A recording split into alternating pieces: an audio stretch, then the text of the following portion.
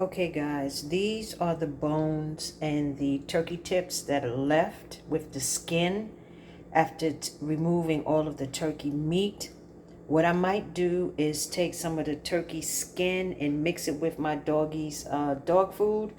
I'm quite sure he will love that. Otherwise, you can keep the bones and save them and, make some more turkey broth. It's all up to you guys. Or you could just simply discard it. So what we have here is the broth from the smoked turkey. This is why I added some butter so that you can get a rich broth for when I add the collard greens. It may not look like a lot, but once I clean the collard greens and add them to the broth, the collard greens will make even more, will increase the broth in the crock pot, or I might just cook it on the stove. But I just wanted you to see, if you didn't want to add these to the greens, you can just save this broth, freeze it, put the date on it, and use it for other vegetables, or if you want to make a gravy, it's all up to you.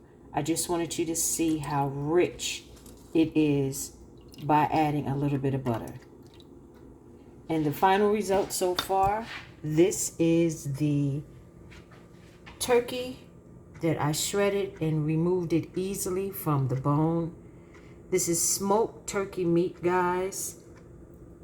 And once again, what I'm going to do is I'm going to add this to my egg rolls as well as my collard greens when they cook.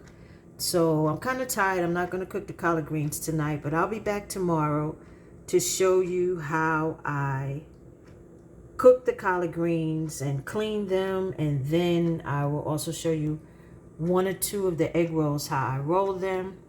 And all I have to do is make my little Cajun Creole sauce, and these will be done. So guys, you know what I'm about to say. You know what time it is. Go get you some smoked turkey wings, some collard greens, and some egg roll wraps, and make yourself some smoked turkey collard green egg rolls.